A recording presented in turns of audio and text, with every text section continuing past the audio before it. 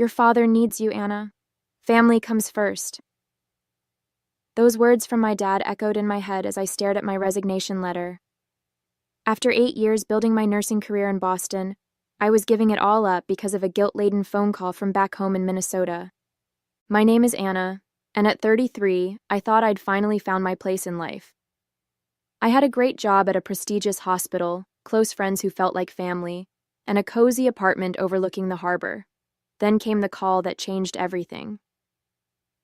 Deborah's health is declining, my dad had said, his voice heavy with practiced concern. Your brothers are too busy with their own families, and you're the only one with medical training. You understand what we're dealing with, Anna. We need you here. I remembered how my hands had trembled as I listened to him outline all the reasons I needed to come home. How Deborah, my stepmother of 15 years, couldn't manage the house anymore. How they needed someone with medical knowledge to coordinate her care. How families should take care of family. What he didn't mention was why my brothers, Jack and Peter, couldn't help despite living just 20 minutes away. Or why they couldn't hire professional help with the money from my dad's successful construction business. Or why this was suddenly so urgent when Deborah had been managing her chronic conditions for years. But guilt is a powerful motivator, especially when wielded by a parent who knows exactly which buttons to push. Remember how much we supported you through nursing school? He'd reminded me. Now it's time to give back to the family. So here I was, boxing up my life, trying to explain to my bewildered friends why I had to leave. My best friend Sarah thought I was crazy. They're manipulating you, she'd said over our last coffee together. You know that, right? They've got 2 sons right there in town, but they're guilt-tripping you into giving up your whole life. Deep down, I knew she was right. But every time I considered backing out, I remembered my dad's voice, the implied disappointment, the subtle reminder of family obligations. The hospital had been understanding but disappointed. We'll miss you in the ICU, my supervisor had said. Not many nurses have your skills with difficult cases. I folded the resignation letter and slipped it into an envelope. 8 years of building a reputation, of becoming known as the nurse you could count on in a crisis, of creating a life I loved. All of it sacrificed because family comes first. The reality of moving back home hit me the moment I pulled into the driveway. My dad stood on the porch, not offering to help with my boxes, while Deborah watched from behind the living room window, already frowning at how I'd parked my car. You'll have to move that, were my dad's first words to me. Deborah needs clear access to get her car out. No hello. No thank you for coming. Just immediate criticism. I'd given up my apartment, put most of my furniture in storage, and driven 12 hours to get here. My cat Luna was still anxious from the long drive, meowing in her carrier. But apparently, the pressing issue was where I'd parked my car. The basement apartment is ready, my dad said, finally coming down the steps. We cleared out some of the old boxes, but you'll need to clean it up a bit. The basement apartment. I'd forgotten about this space, damp, dark, and last renovated sometime in the early 90s, a far cry from my sunny Boston apartment with its harbor views. Deborah needs help with her medication schedule, he continued, following me down the basement stairs. And the house needs a thorough cleaning. She can't manage the way she used to. I looked around the musty space that was supposed to be my new home. The apartment was basically one room with a bathroom that had seen better days. The carpet smelled like mothballs, and the windows were tiny rectangles near the ceiling that barely let in any light.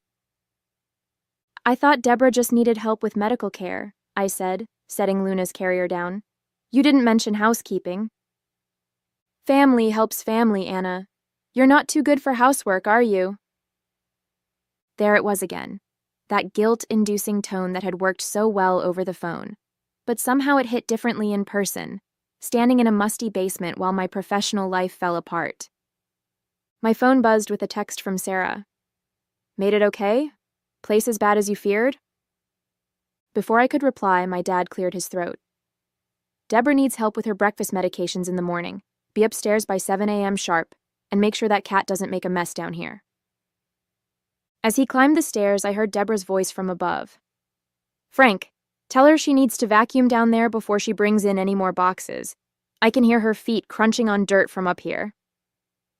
I looked at Luna, who stared back with her usual unimpressed expression. What have we gotten ourselves into, girl? The first week set the tone for everything that followed. Each morning started with Deborah's medication schedule, but that was just the beginning.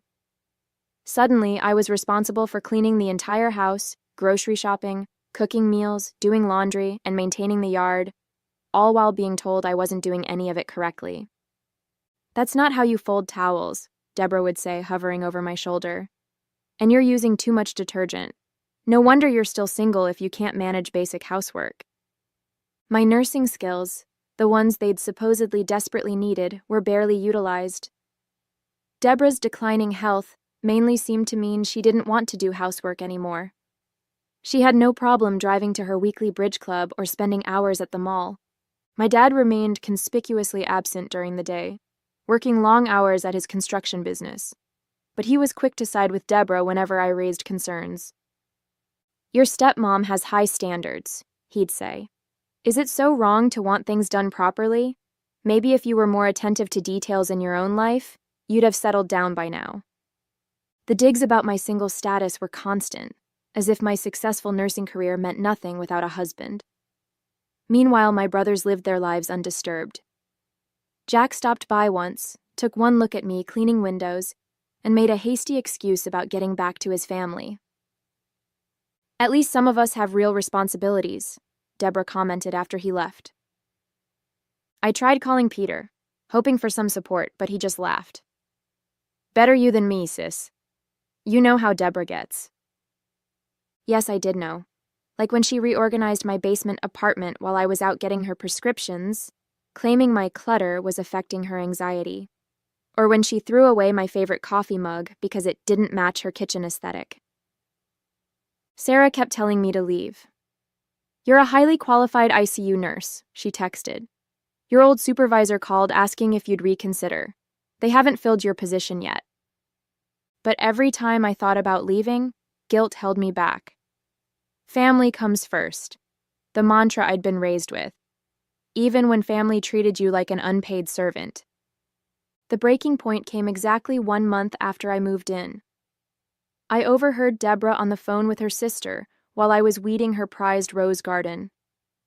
Frank was so clever, she was saying. Getting Anna to come back by exaggerating my health issues. Now we have a free housekeeper who can't complain because she's family. Though honestly, she's not very good at it. Some people just don't understand proper housekeeping. My hands trembled as I pulled weeds from Deborah's precious rose garden, her words echoing in my head. Free housekeeper, exaggerating health issues. They'd manipulated me into giving up my entire life, not because they needed medical help, but because they wanted an unpaid servant. That evening, while preparing their dinner, chicken had to be grilled exactly the way Deborah liked it. I started making notes on my phone. Every chore, every criticism, every dismissive comment. I recorded the hours spent cleaning versus any actual medical care Deborah needed. I even started checking her social media, tennis club photos, shopping sprees, bridge club meetings, some health crisis. The chicken's dry again, Deborah announced at dinner, pushing her plate away. Really, Anna, for someone who managed to earn a nursing degree, you'd think you could master basic cooking. I looked at my dad, waiting for him to defend me. Instead, he just passed Deborah the salt without looking up. And the roses aren't pruned properly, she continued. I saw you out there just hacking away. No technique at all. I spent 3 hours in that garden, I said quietly. Well, clearly not doing anything useful. Oh, and the windows need cleaning again. I can see streaks from here. I set down my fork. Funny how your health issues never prevent you from inspecting my cleaning, but somehow stop you from doing any housework yourself. The silence that followed was deafening. My dad's fork paused halfway to his mouth. What did you just say? Deborah's voice was dangerously quiet. I heard you on the phone earlier, bragging about how clever you both were, exaggerating your health problems to get me here. I don't know what you think you heard. I heard enough. About manipulating me into becoming your free housekeeper. About laughing at how easy it was to guilt me into giving up my career. My dad finally looked up. Now wait a minute. No, you wait a minute, I interrupted. I'm an ICU nurse. Did you really think I wouldn't notice that Deborah's declining health miraculously improves whenever there's shopping to do or tennis to play? I have good days and bad days, Deborah snapped. No, you have housework days and fun days, and somehow all the housework days land on me. My dad's face darkened. You're being disrespectful. And you're being manipulative. You lied to get me here, used my medical training against me, and turned me into an unpaid maid. After everything we've done for you, he started. What exactly have you done? Besides trick me into giving up my career and moving into a moldy basement? The basement apartment was a generous offer, my dad said, his face reddening. Most kids your age would be grateful for free housing. Free? I laughed. I work from dawn until night. I clean your entire house, cook your meals, maintain your yard. A full-time housekeeper would cost you thousands per month. Family helps family, he started, but I cut him off. Does it? Because Jack and Peter are family too, but they get to have their own lives, their own careers, their own homes. Why aren't they here helping? Your brothers have families. And I had a career? A life. A beautiful apartment overlooking the harbor. All of which I gave up because you lied about Deborah needing medical care. Deborah stood up, her chair scraping against the floor. I do need care, just because I have some good days. Good days? I pulled out my phone. Let's review your good days this week. Monday, tennis club. Tuesday, shopping at the mall for 4 hours. Wednesday, hosting bridge club. Thursday, lunch with friends.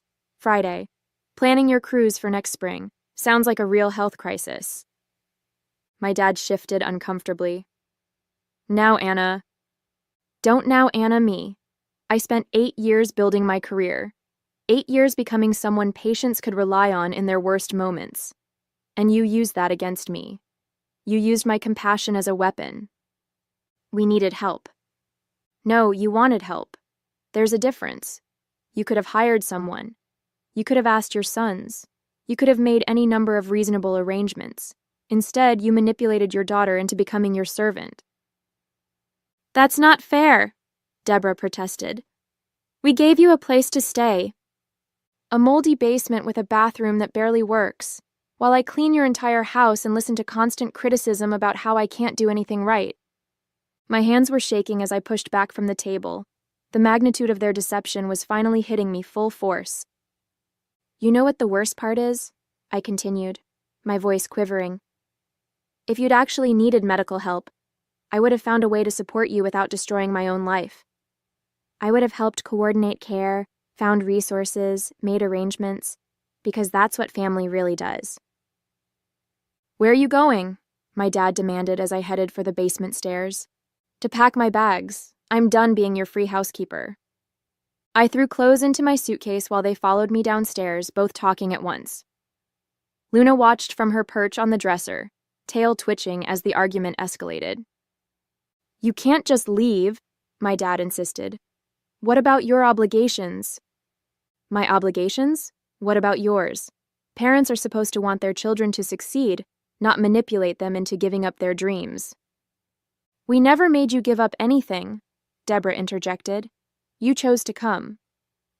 Under false pretenses, because you lied about needing medical care. Lower your voice, my dad warned. This isn't how we raised you to behave. No, you raised me to be easily manipulated, to always put everyone else's needs before my own, to feel guilty for having a successful career instead of settling down to become someone's housekeeper. Luna jumped into her carrier without being prompted. Smart Cat knew we were leaving. If you walk out that door, Deborah threatened, don't expect to be welcomed back. I stopped packing and turned to face them both. That's your solution? More threats?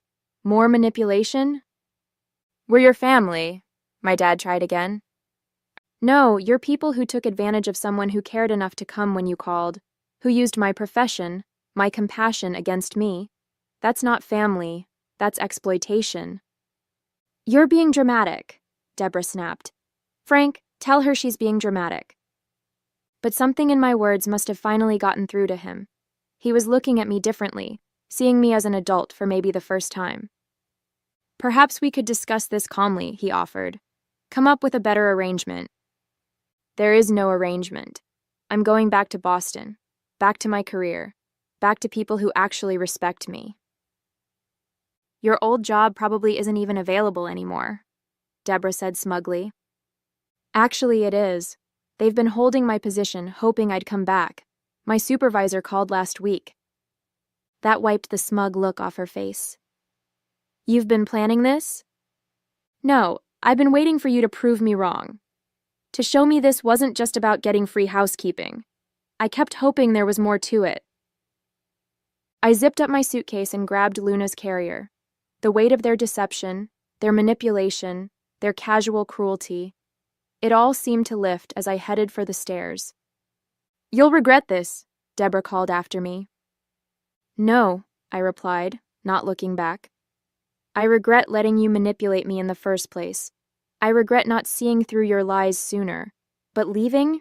That's the first right thing I've done since coming back here. The 12-hour drive back to Boston felt like breaking free from a prison. Each mile put more distance between me and their manipulation, their criticism, their casual cruelty. Luna slept peacefully in her carrier, probably relieved to be leaving that damp basement behind. My phone kept buzzing with messages.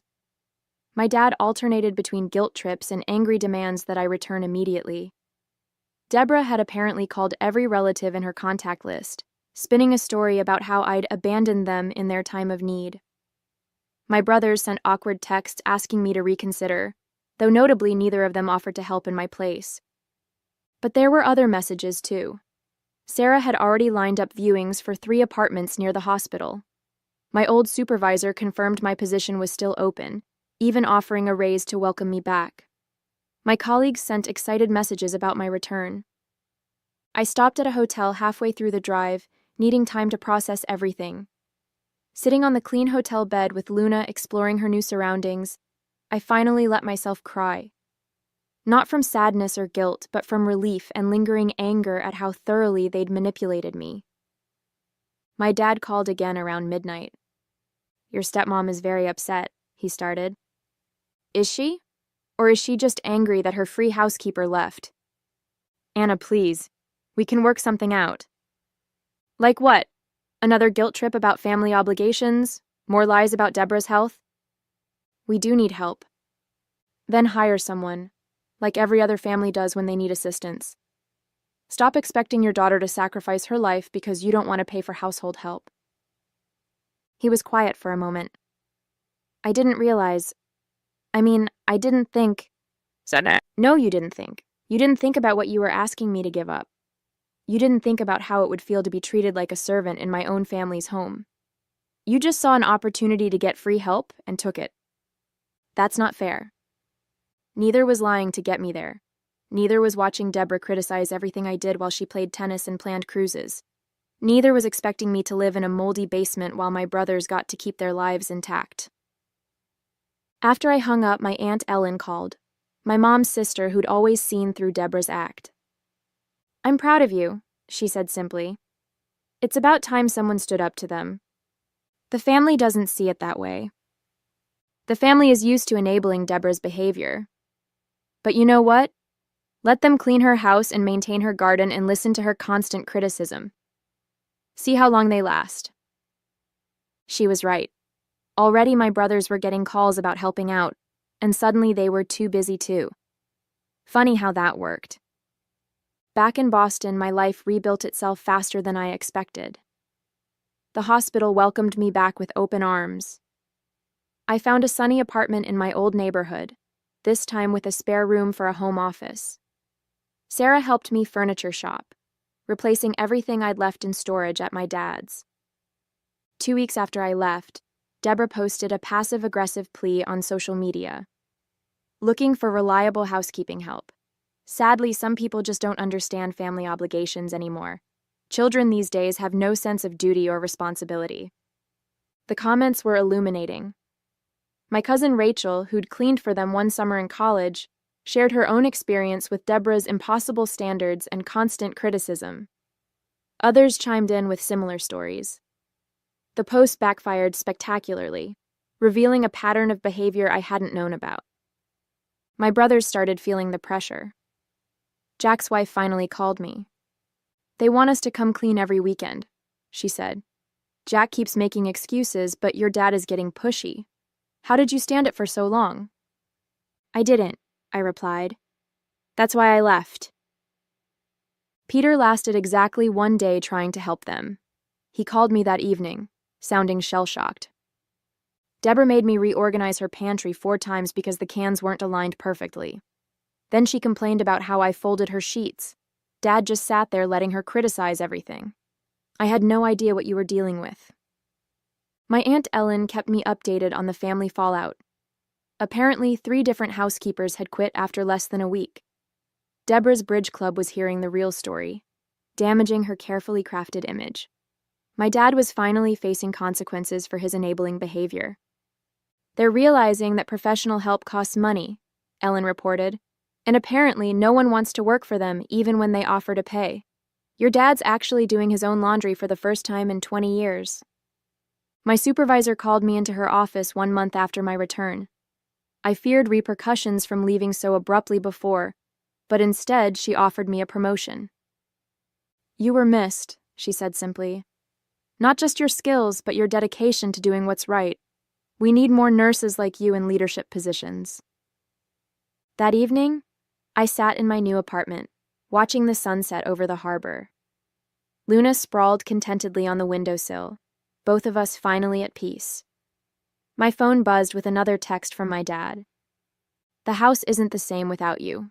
Deborah misses your help." I wrote back, "I'm sure she does, but I'm not for sale anymore." 6 months after leaving, I received an unexpected call from Jack's wife, Marie. "You need to hear this," she said. "I was at your dad's house dropping off some paperwork, and I overheard Deborah complaining to her sister about how she can't find any housekeepers willing to stay. She actually said, 'Anna was so much better. At least she couldn't quit when I criticized her work because she was family.' I wasn't even surprised anymore. Did Dad say anything?" That's the interesting part. He actually spoke up. Told her she was the reason they couldn't keep help, and maybe if she'd treated you better, none of this would have happened.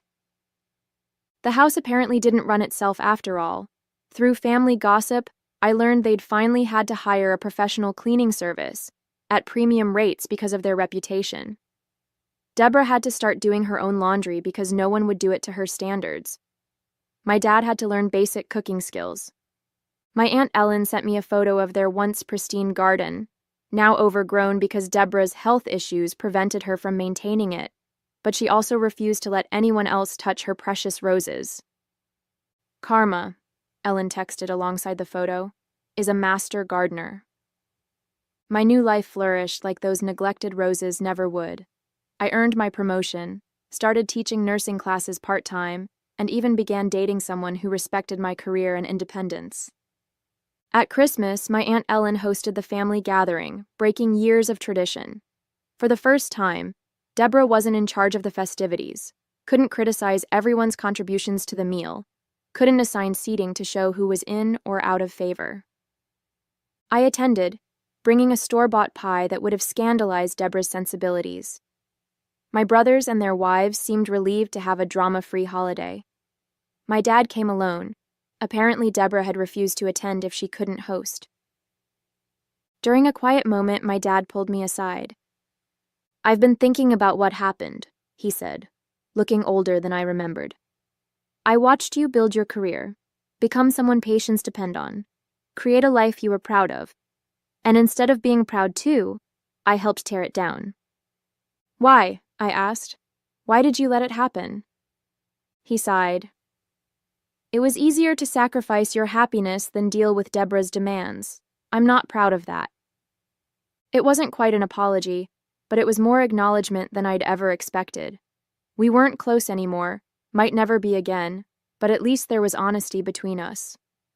Later, helping Ellen with dishes, I found myself smiling at how different life felt when you weren't trying to meet impossible standards or win approval from people who'd never give it. You know what the best revenge is? Ellen asked, handing me a plate to dry. What's that? Living well, and from where I'm standing, you're doing just fine at that.